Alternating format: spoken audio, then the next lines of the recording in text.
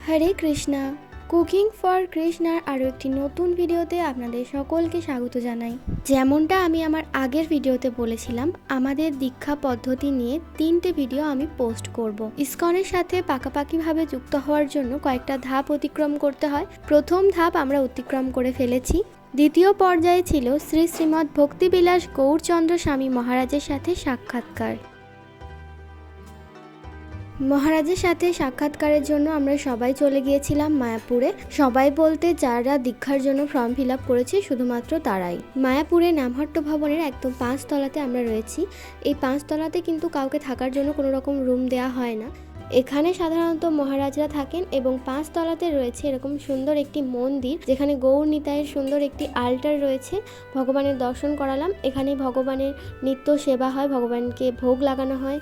এখানে এখন যারা রয়েছে সবাই আমাদের মন্তেশ্বর নামহট্টের দীক্ষা প্রার্থী। প্রত্যেকটা নামহট্ট অনুযায়ী জেলা প্রচারক আলাদা আলাদাভাবে সবার ফর্মগুলো চেক করছিলেন এবং সবাই ঠিকঠাক এসছে নাকি, আর ফর্মের বাকি যে অংশগুলো সবাই ফিল আপ করেছে নাকি সেগুলোই উনি দেখে নিচ্ছিলেন।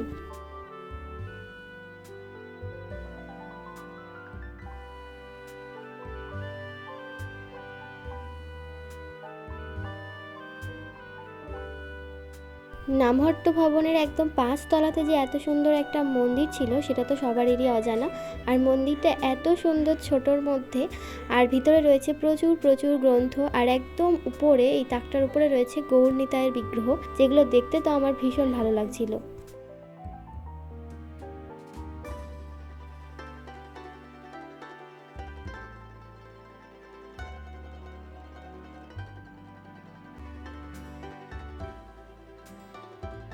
সবাই ভিতরে বসেছিল, আমি আবার একটু বাইরে এসেছিলাম বাইরেটা ঠিক কীরকম সেটা দেখার জন্য। আর একদম উপর থেকে নিচের জায়গাগুলো দেখতে ভীষণ ভালো লাগছিল। উপর থেকে টিওবিপি মন্দিরটাও বেশ সুন্দর লাগছিল।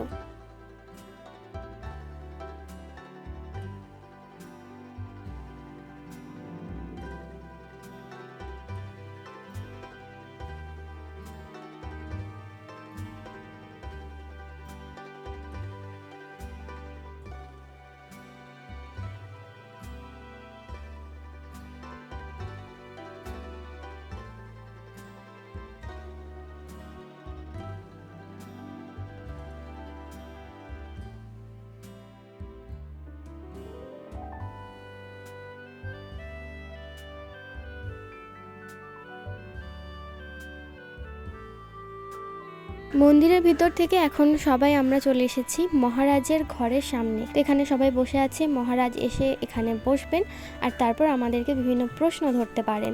তো সবাই এখানে ভীষণ টেনশনে রয়েছে, কিন্তু আমার আবার টেনশনের সময় এদের দেখে হাসি পাচ্ছে।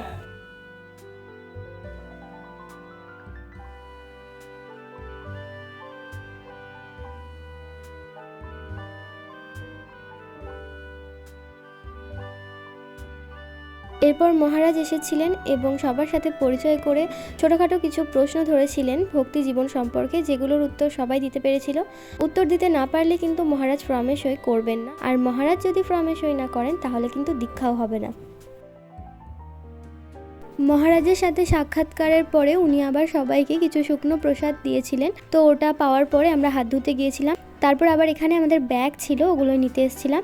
আর এখন এখানে কাটোয়া যে নামহট্ট রয়েছে সেখানকার সবাইকে প্রশ্ন ধরা হচ্ছে।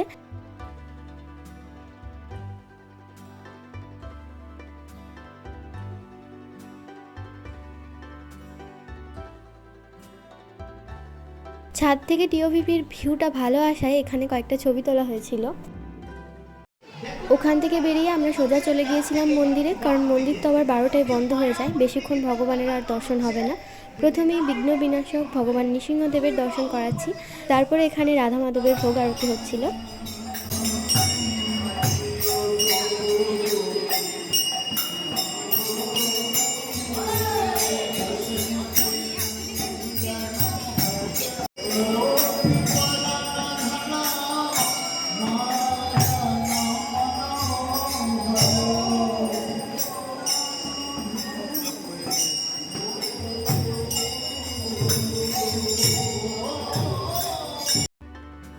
ভোগ আরতি হয়ে গেলে আমরা মন্দির থেকে চলে এসেছিলাম আবারও নামহট্ট ভবনে প্রসাদ নেওয়ার জন্য। সবাই যে কী করে এক হাতে ফোন নিয়ে আরেক হাতে প্রসাদ নেওয়ার ভিডিও করে আমি বুঝতে পারি না। আমি যখনই করতে যাই মনে হয় আমার হয় ফোন পড়ে যাবে, না হলে প্রসাদের থালা পড়ে যাবে, আর এইভাবে হাত তো কাঁপতে থাকে।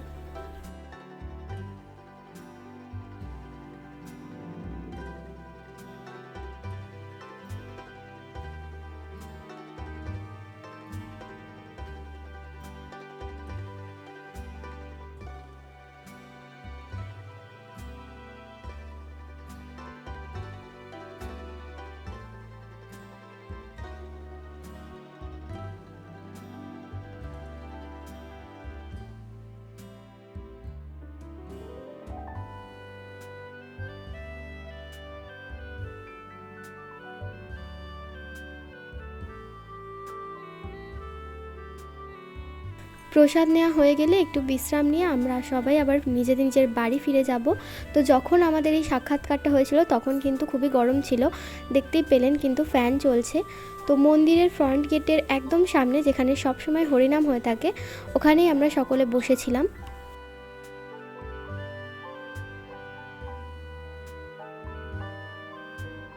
মন্দির থেকে বেরিয়ে এখন চলে এসেছি ওপারে যাওয়ার জন্য নৌকাতে।